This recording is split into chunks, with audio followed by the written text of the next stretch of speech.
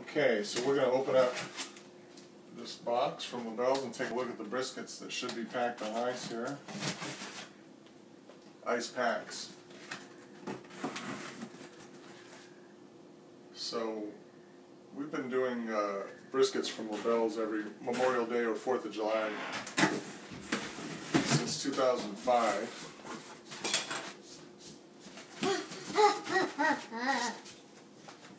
Morning, Emmy. I want the iPad. You have to wait.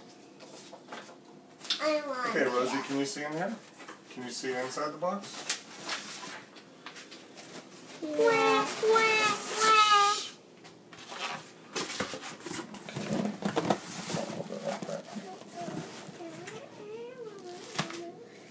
Can you see? Yeah. So, let's see, it looks like they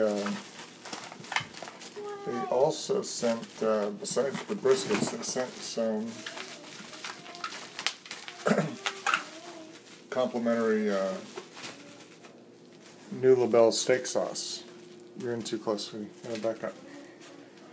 I'll pull this up and show it.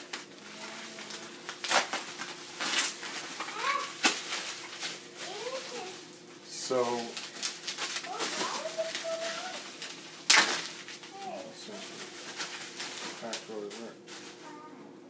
and that's very nice of them. So we will we'll give that a try. Okay, so let me pull one of these briskets out. Look, I don't have any hair. No, I don't have any hair. Okay, don't worry. I don't have any hair. So this looks like to be. I don't have any hair. This looks like it's pretty well trimmed already. You guys don't care about it. Daddy. Yeah. You're not actually. This is not actually part of the movie, right? Is it recording? Yeah, it is. Okay, so you got it? Yeah. I got the big guy. Okay, so these are pretty nice briskets. They are heavily trimmed already, so it looks like we won't fully see until we get these out of the cryovac packs, but because they appear to be smaller than what they will after we give them a few minutes to open up after we get them out of the cryovac. So we'll take a look after a little bit later this evening when we start to prep these for Go Joshy's house. Yeah, for cooking all night. These are going to cook for most of the night tonight, Friday night, to be ready for our barbecue party tomorrow, where we're going to feed maybe 20 to 40 people, depending on how many people show up. Because almost every time I serve Lobels steaks, the reaction I get from people is that it's the best steak they've ever had. So if you haven't tried this resource yet, Lobels.com, and you love meat, or you want to get a special birthday present or retirement present or something for someone who's a huge steak fan, give it a try. Lobels.com. They cut the meat fresh. Okay, so we did our 50-50 salt and pepper blend here. Just used one of our old shakers from Costco to pour it into. So now we're going to go ahead and just give these both a just nice little coating here of this rub, and we'll let that kind of set up, and hopefully probably within the next 25-30 minutes we're going to get these two on the smoker tonight. So in putting this rub on, I'm just going to start right here, and we're just going to do a nice even coating. I'm not so much going to rub it as I am just going to make sure it's all nice and kind of coated, both sides, real even.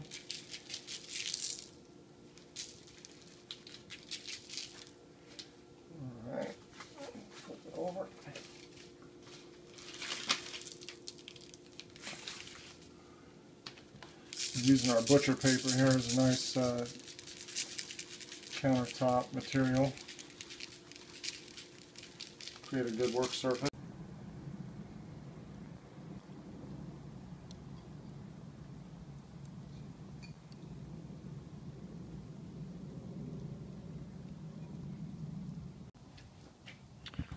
Okay, it's about 10:30, 10:45 at night, and so we're just getting ready for 11-hour or like 12-hour cook on.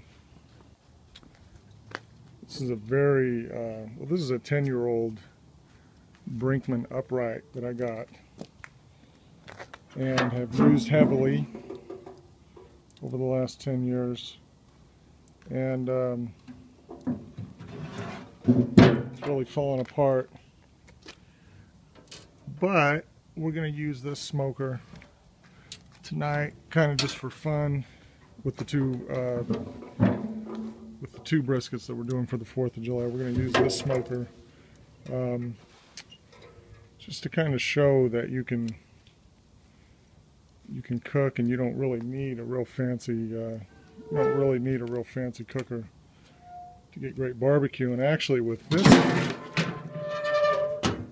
this smoker,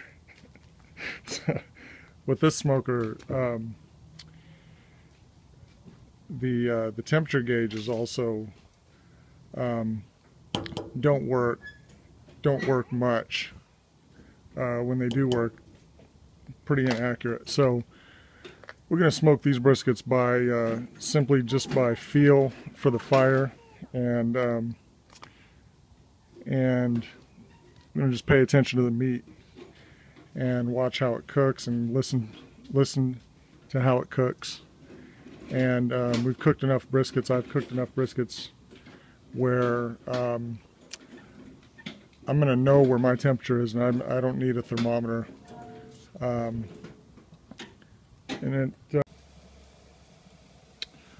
Okay, we got the briskets just went on the smoker.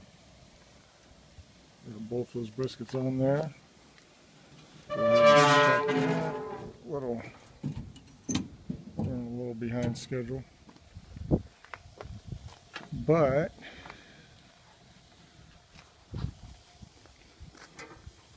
it'll be okay. There's the fire we got going right now at the moment. That's red right there, and you can kind of see that here. The part of the log is actually hanging out of the smoker. The door's broke anyway, but it's creating some nice airflow going, and there's some nice clean smoke already coming out of the coming up through the smoke chamber. And from my experience, again, based on the heat of the fire I got going here, as drafty as this firebox is, and also the smoke chamber is, we're probably right in the 250 to 3 range right now. Also cooking with a water pan inside the smoke chamber, so that helps to really regulate the temperature and kind of keep it from getting too hot in there. So keep burning that first split of red oak is going to probably last. It's probably going to last a good 2 hours, and probably plan to maybe put another split on each hour after that. And depending on the size of the split, this was a big first piece here that we're starting off with. But typically for most of the splits that I have, we're going to do about 1 piece an hour, and see how the fire maintains. And we'll just keep going for about. We're going to do this first. We're going to be getting some good smoke on the briskets here for the first 7 hours. I'm planning that these briskets are going to be ready to wrap at about 7 hours. I don't want them to look like meteorites. I want them to have a nice color. And at that point, if that's anywhere from 6 to 7 hours, they're going to have taken up enough smoke. At that point, they're not going to really take on much more smoke. So we'll wrap them up and then go for maybe another 5 or 6 hours after that. Probably total cook time I'm estimating is going to be around 12 hours. But we'll see. We'll see how they come along. See how they feel. But I can tell you these particular briskets, because they are prime, and they were a little bit smaller briskets. They're full briskets, but they are not going to, they're not going to have any problem at all rendering down and getting tender. So I'm expecting them to get done pretty quick. Okay, we're getting about 7 hours into the cook here, and the last 10 minutes go ahead and pulled these briskets and wrapped them in butcher paper and put them back in. So we got the color we were looking for, and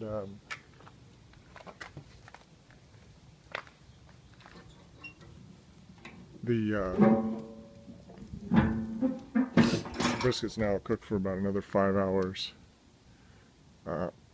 Probably about another 5 hours. We'll take a look, start checking them in about 4.5 hours, giving them the field test and see how they're moving along. But already rendered real nicely, and they're already starting to be nice and pliable. Okay, so these briskets have been on just about 12 hours now. So what we're going to do is we're going to just give them a field test and been checking them periodically, but we're going to take a look now and see how flexible they are.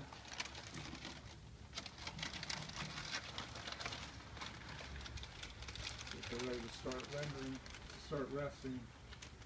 And I don't know if you can see that, but they are, this one to start is absolutely,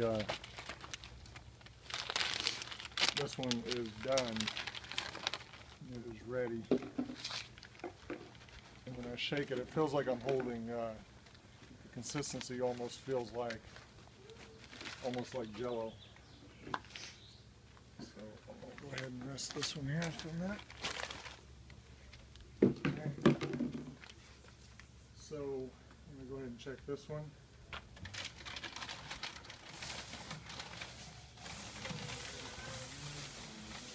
So I can feel that also, as I'm picking that up, the brisket almost wants to just flop over on itself. It wants to bend in half. That's how tender it is right now.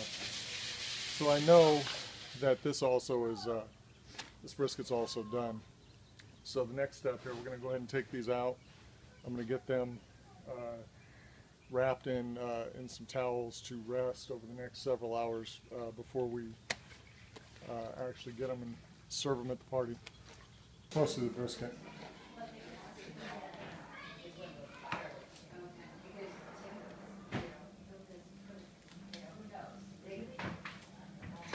You might need that other knife, Kim. Thank you.